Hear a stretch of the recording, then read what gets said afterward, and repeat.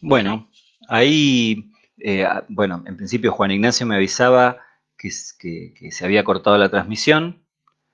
Este, no sé qué pudo haber pasado, si es una cuestión de conexión del programa, de Facebook o lo que sea, pero por lo pronto lo que intenté, ahora sí, claro.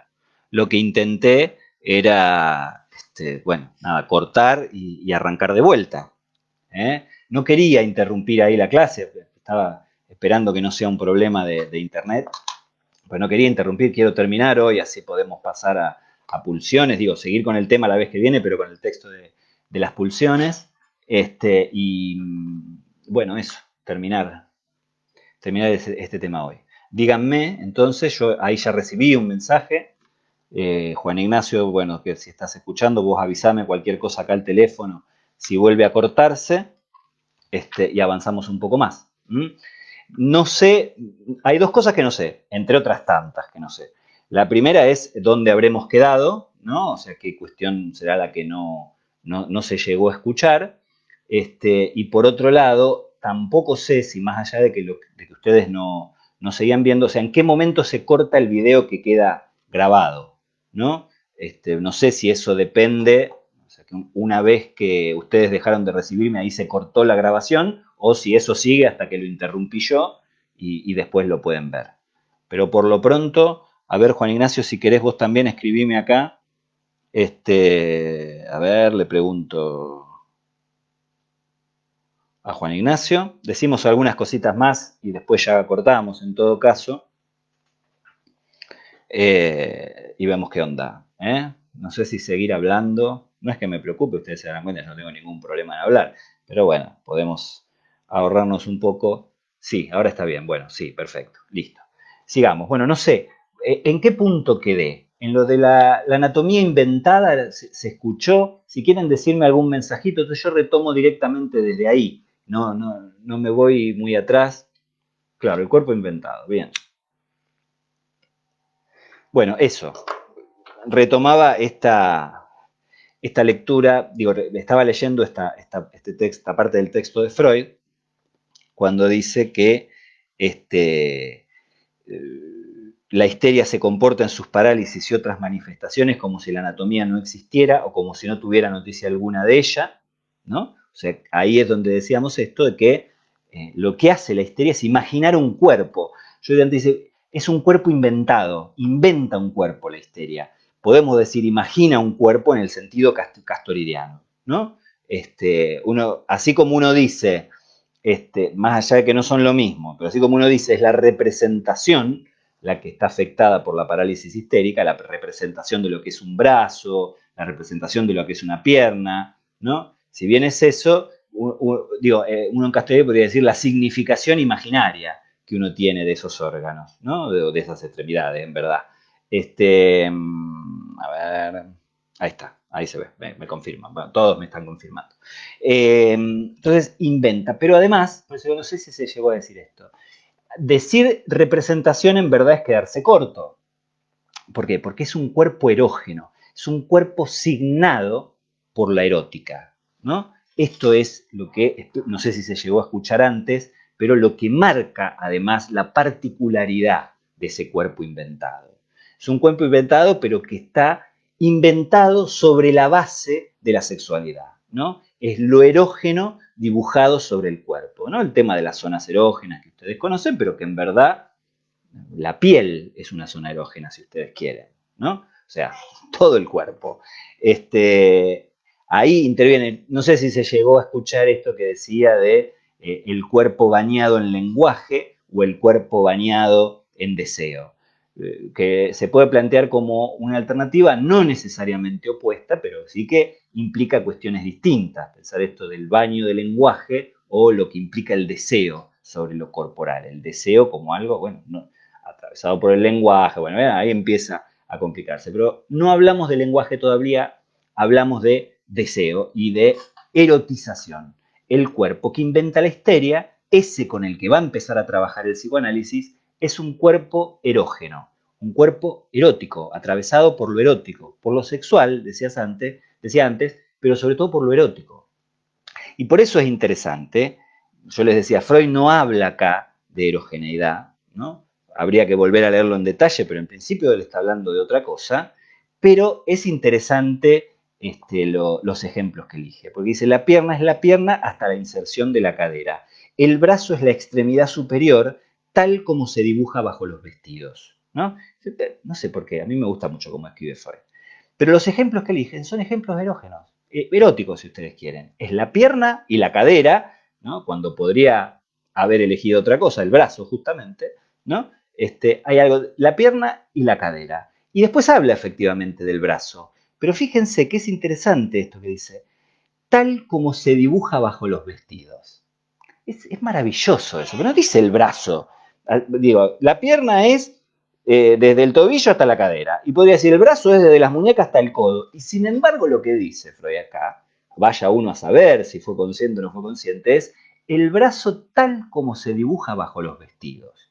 Uno no solo puede imaginar que en ese momento a lo mejor las polleras no permitían que se dibuje la pierna debajo de la pollera y a lo mejor la parte de arriba sí, pero lo cierto es que hay algo de esto, ¿no? Del brazo tomado como objeto de deseo, porque si uno ¿cómo es? Dibuja una parte del cuerpo debajo del vestido, es porque está erogenizando. ¿No? Eso me parece importantísimo eso, ¿no? El brazo tal como se dibuja bajo los vestidos. Eso es maravilloso. La cuestión entonces es esto, que hay una invención del cuerpo por parte de la histeria y que es un cuerpo marcado por lo erógeno, ¿no? Y que tiene que ver, o sea, lo que se paraliza ahí, fíjense que Freud dice, es la concepción trivial, popular de los órganos del cuerpo. Una concepción popular son las significaciones imaginarias sociales, compañeros. ¿No? Más allá, yo decía esto, Castoriadis diferencia entre representación y significación imaginaria. Pero cuando uno piensa en la concepción popular, puede rastrear algo de esto. Y puede rastrear también eso, la cuestión representacional, ¿no? Es cómo uno se representa el cuerpo debajo de los vestidos, ¿no? Y en el apartado 4, y con esto ya terminamos, en el apartado 4 ya entra puramente en la cuestión psicológica. Y haciendo esta salvedad, ¿no? Que yo les decía antes, eh, Freud pide permiso para dar ese pasaje. Es muy interesante, porque en verdad Freud nunca necesitó el permiso de nadie, pero no solo es una muestra de respeto al lector, esto es interesante pensarlo así, sino que además lo que muestra es el pudor de Freud ahí, bueno, en principio no diría, donde tiene que desobedecer a sus maestros, donde tiene que abrir un camino propio, donde tiene que desarrollar y ser fiel a lo que él encuentra, insisto, aun cuando eso vaya en contra de quienes lo formaron, ¿no? Y también, ¿no? Ahí donde, de algún modo, bueno, da el pasaje hacia una cuestión más especulativa, como decíamos antes, ¿no? El espíritu científico de Freud. Pero yo diría, vieron que hay algunas frases, en verdad algunas oraciones de Freud que han quedado así como indicadores de cambios importantes, ¿no? En la historia del pensamiento psicoanalítico, de su propia obra, en verdad, ¿no? Como ya no creo en mistérica, ¿no? Que habla de su teoría, justamente. Bueno, a ese mismo nivel me parece que hay que tomar lo que dice Freud acá, ¿no? También me parece que es menos conocida, pero también me parece una oración que señala un punto de inflexión muy importante, ¿no? Vuelvo a decir, puede existir una alteración funcional, ¿verdad? En otros términos, daré un ejemplo apropiado de una alteración funcional primitiva. Para ello no pido más que se me permita, ¿no? Pide permiso, pasar al terreno de la psicología. Y ahí ese paso que da Freud es sin retorno, compañeros, no vuelve más a la neurología. Ese paso para el que pide permiso, ¿no? Aun cuando no lo necesitaba, digo, no lo necesitó, quiero decir, ¿no? Pero ese paso para el que pide permiso es un paso sin retorno. Y ahí ya empieza a hablar, ¿no? Fíjense, afirmo con Janet que es la concepción trivial, popular de los órganos y del cuerpo en general, la que está en juego en las parálisis histéricas, así como en las anestesias, etcétera. Esta concepción no se funda en un conocimiento ahondado de la anatomía nerviosa, sino en nuestras percepciones táctiles y sobre todo visuales.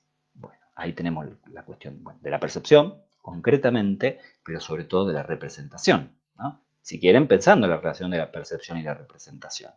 Pero ahí ya está hablando de percepción, no está hablando de nervios, no está hablando de anatomía, está hablando de percepción, está hablando de psicología y está hablando de percepción y del lugar que en todo caso esa percepción tiene en la causa de estas parálisis o de estas patologías.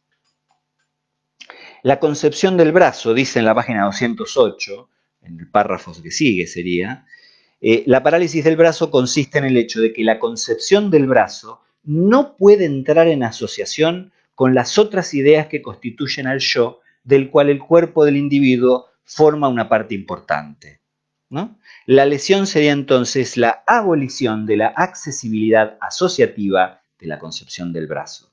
Bueno, ahí no tenemos todavía el inconsciente, no tenemos todavía la represión, pero sí tenemos la cuestión asociativa, que si ustedes quieren, pero asociativa no en el sentido de la asociación libre, también, si así lo desean, pero sobre todo esto de las cadenas de ideas, ¿no? Sobre las que interviene la represión. Tenemos la asociación de ideas y tenemos la imposibilidad de acceso a esa asociación de ideas. Ahí ya tenemos la represión. No la tenemos todavía, por eso digo, este no es un escrito psicoanalítico, pero nos permite apreciar ese pasaje a la psicología y ya el germen de las que van a ser las ideas freudianas, ¿no? De la representación, de lo inconsciente y de la causa eficiente que les decía antes, ¿no? Entonces, la lesión sería entonces la abolición de la accesibilidad. Por aparte, ahí sitúa la lesión. No hay lesión en el nervio, no hay lesión en el cerebro, no hay lesión en la corteza, no. La lesión está en la abolición de la accesibilidad. En eso consiste la herida. Bueno, también, sí, muy sugerente plantearlo de esta manera, ¿no? Considerada psicológicamente, la parálisis del brazo, dice Freud, ¿no? Consiste en el hecho de que la concepción del brazo, o sea, la representación del brazo, no puede entrar en asociación con las otras ideas que constituyen al yo, del cual el cuerpo del individuo forma una parte importante. El cuerpo forma parte del yo, el cuerpo representacional, ¿no? La lesión sería entonces la abolición de la accesibilidad. Bueno, lo vuelvo a leer, supongo que también un poco por fascinación, en verdad no hay mucho que agregar a esto que ya está dicho por Freud, ¿no? Hay algo ahí, pero por eso uno puede rastrear en este texto ese pasaje de comenzar hablando de una cuestión puramente neurológica, con una terminología bien propia de ese discurso, a terminar hablando de la asociación de ideas, de la imposibilidad de acceso a esa asociación, pero sobre todo esto, de situar la lesión en ese orden, ¿no? Bueno, en fin, como ustedes verán, un texto verdaderamente muy valioso que nos instala esta cuestión en relación a la representación, o sea, nos pone en serio a lo que venimos estudiando y que retomaremos, pero también nos señala esta cuestión del cuerpo. Estas dos cosas, ¿no? Representación y cuerpo, las vamos a retomar como temáticas, digamos, pero también como problemas cuando abordemos la clase que viene, la cuestión de la pulsión, ¿no? Que bueno, es otro escándalo, ¿no? También en relación a eso, ¿no? ¿Cuál es el cuerpo de lo pulsional, ¿no? ¿Cuál es la relación entre lo psíquico y lo corporal que establece el concepto de pulsión, que no es el instinto, ¿no? El instinto uno lo puede acomodar más fácilmente en esa lógica de lo psíquico y lo corporal, ¿no? ¿Qué es esto de la pulsión? ¿Cómo se relaciona con el cuerpo y cómo se relaciona con la representación? En todo caso, esto que retomaremos, ¿no?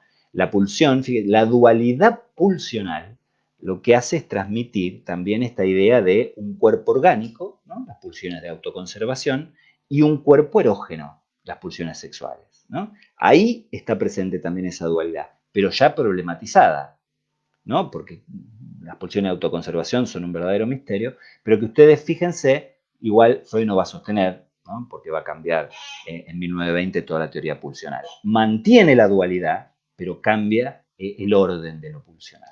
Así que bueno, hoy tuvimos una clase en verdad un poco larga, un poco accidentada. Espero que les haya parecido bien. Si tienen alguna pregunta, y si todavía tenemos un ratito de tiempo, las podemos ver ahora, ¿eh? Hacemos como siempre un ratito, ¿les parece?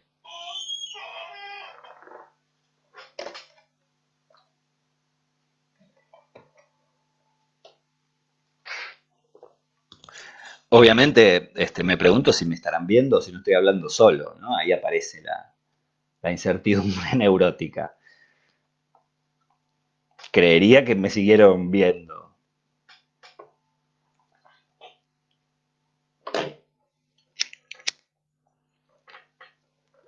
Si hay alguna pregunta, les decía, podemos verla ahora.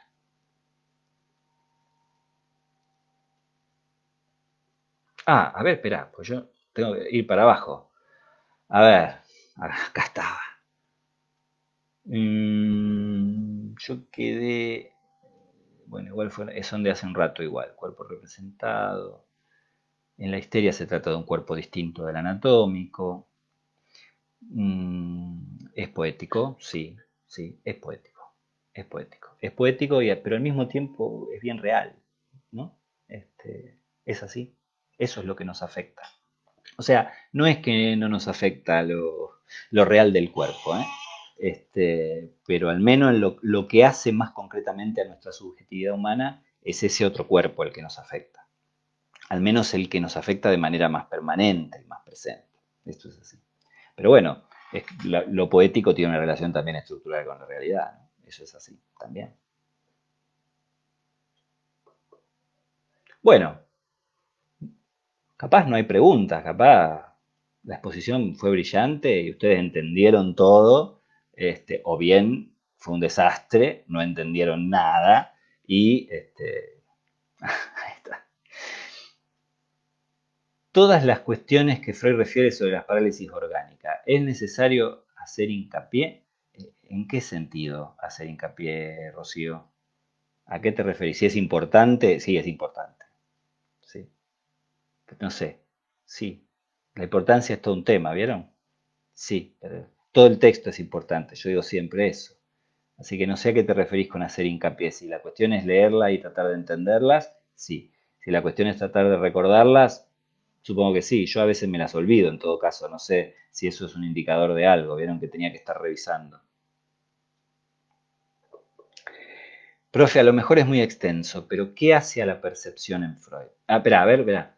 Entonces, eso, ¿es necesario hacer hincapié? Yo les diría que sí, que hagan hincapié. En todo lo que más puedan hacer hincapié, hagan hincapié.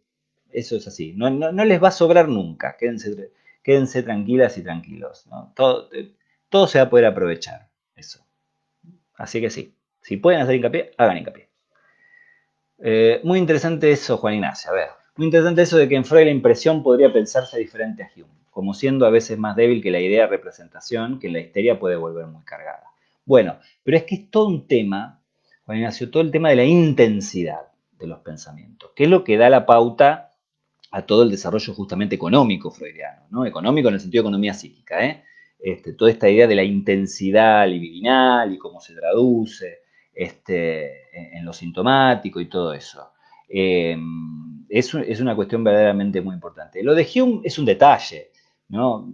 Hay que ver si se puede, si resiste a un análisis más serio, digamos, pero no deja de ser importante, en todo caso por una cuestión de asonancia, escuchemos, en verdad como analista, no deja de ser importante esto, que Freud, Hume habla de un pasaje de lo intenso a lo débil y en Freud se puede rastrear un lineamiento contrario, ¿no? De una percepción que puede pasar indiferente, ¿no? En el sentido que uno no le da así. Ustedes vieron que el trauma, Freud decía, es una cuestión económica, ¿no? Económica en el sentido de que no responde a la cualidad del acontecimiento, responde a lo cuantitativo de cómo se reacciona a eso, ¿no? Entonces puede ser algo intrascendente objetivamente, que a uno le resulta traumático, ¿no? Pero sobre todo, pensemos en esto, incluso ¿no? en el sueño y en cómo retornan los contenidos diurnos, ¿no? Toda esta idea de los restos diurnos serían, toda esta idea de que es algo que puede parecer intrascendente y que después adquiere esa intensidad. Entonces, digo, me parecía interesante esa secuencia. A ver, ahora sí, a lo mejor es muy extenso, pero ¿qué hace a la percepción en Freud? No entiendo muy bien a qué te referís, Julia, con esto de qué hace a la percepción. ¿Cómo qué hace? O sea, ¿en qué consiste, cómo se puede situar el tema de la percepción en Freud? Bueno, sí, ahí hay que ir al capítulo 7 de la interpretación de los sueños, antes que cualquier otra cosa, y a partir de ahí empezar a ver, bueno, toda una serie de cuestiones. Es un tema muy complejo, pero podríamos empezar por ahí, ¿no?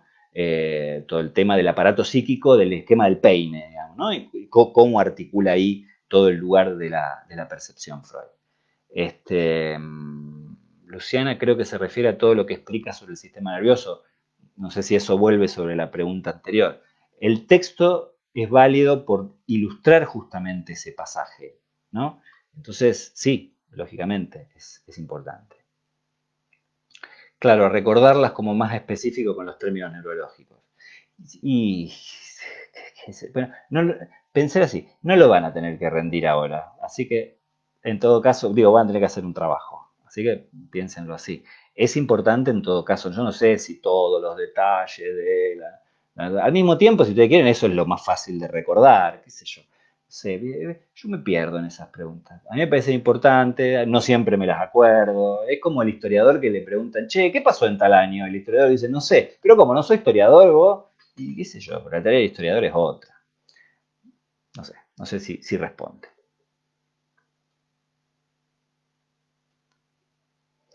A ver si hay otra. Si hay otra pregunta.